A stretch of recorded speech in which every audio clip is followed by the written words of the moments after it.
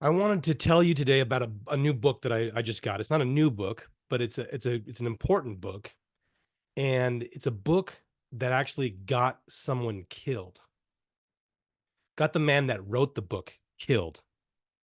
Now, what could somebody write that would get them killed? And even more interesting is the book that he wrote that got him killed wasn't even published until after his death. Wasn't even published, and they felt it was so dangerous that he had to be killed for this book. Now, if you haven't read this book, I know I haven't told you the name of the book.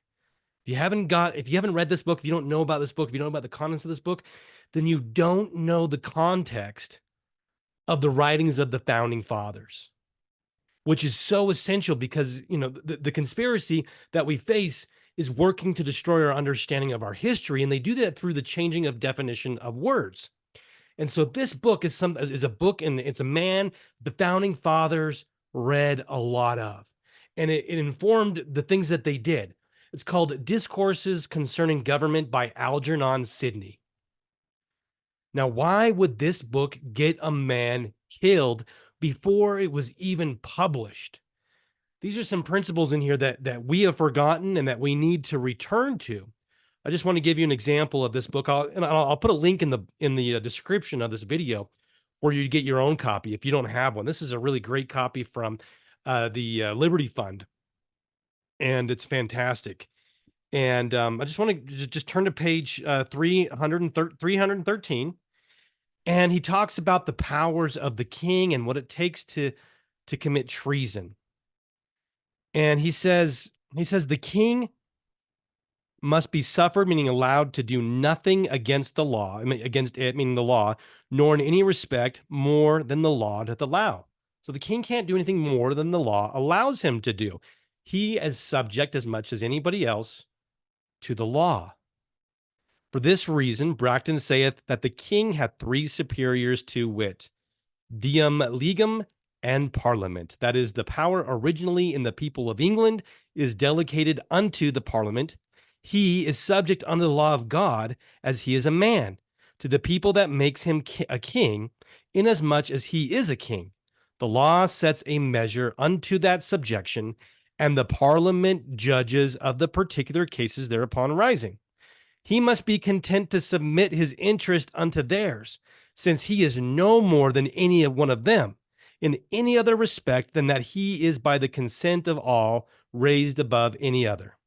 If he doth not like this condition, he may renounce the crown. But if he receive it upon that condition, as all magistrates do the power they receive, and swear to perform it, he must expect that the performance will be exacted, or revenge taken by those that he hath betrayed. Revenge taken by those that he has betrayed.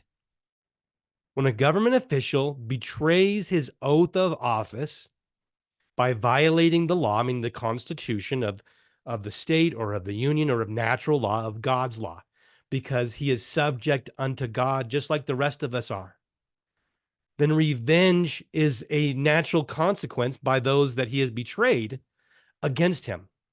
And so that's just one of the things that got him killed.